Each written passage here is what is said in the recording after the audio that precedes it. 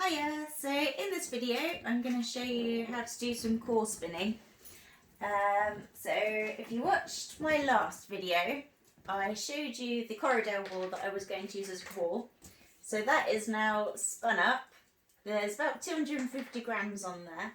So this is going to be my initial core, and then I'm going to spin the nice fibre around that, and then spin that fibre around more of this core. It will make sense. I promise. So first of all, I'm going to prep my fibre. That was a bit West Country.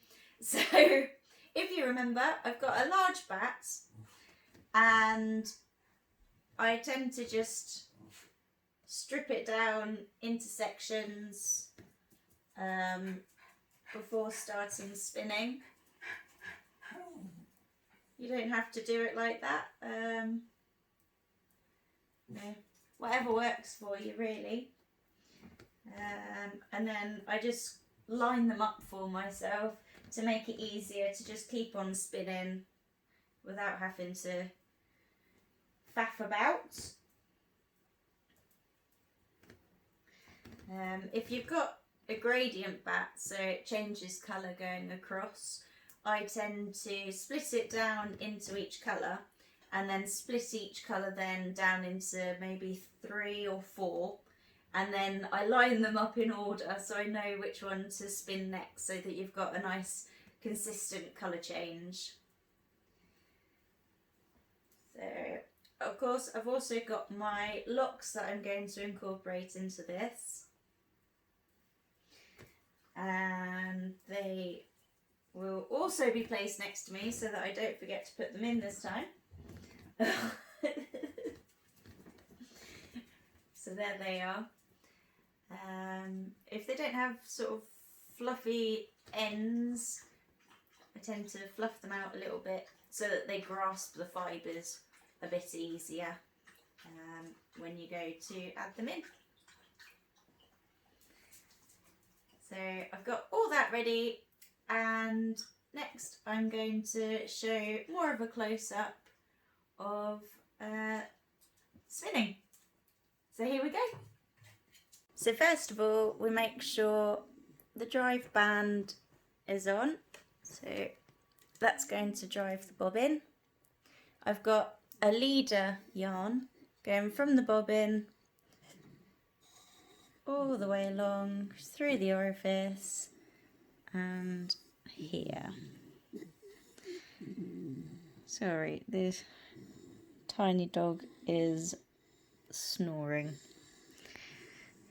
Okie dokes. So now I'm going to attach my fibre.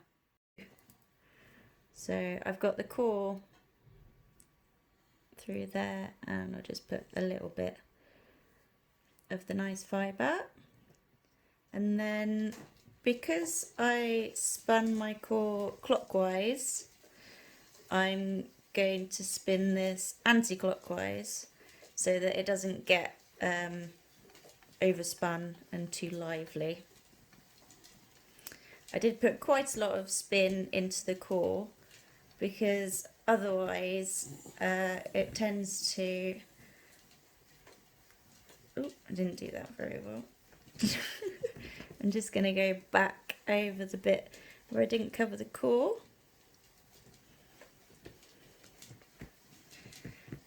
Yeah, so if there isn't quite enough spin in the core, your yarn can split,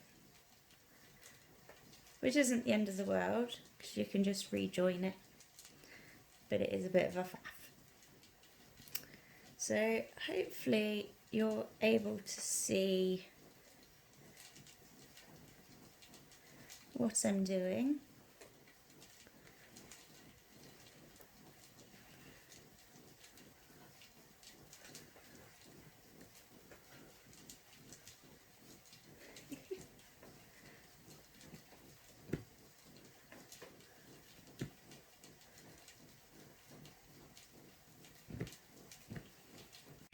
Okay, so I'm going to attach a lock.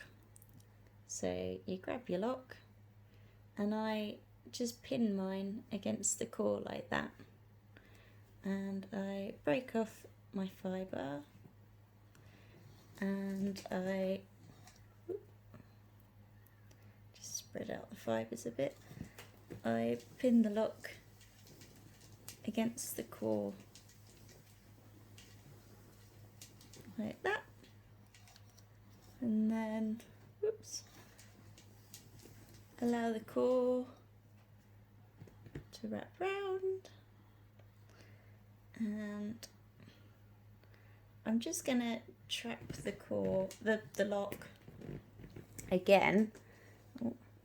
Just change where the yarn is wrapping onto the bobbin. It's getting a bit lumpy. There we go. So just gonna trap it, then make sure, there we go, make sure some of the end of the lock is sticking out. There we go. So that should look nice and funky when it's wrapped around the other core. So I'm just going to carry on spinning the rest of it, and once it's done I'll catch you up. Sorry if you can hear Arnie snoring away still.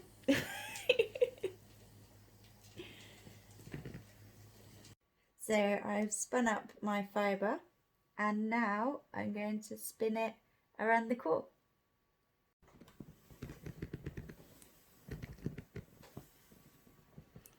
So hopefully you can see what I'm doing. All I've done is I've connected the two yarns to the leader yarn again, and I'm just wrapping the fibre around the core, and it gives this really cool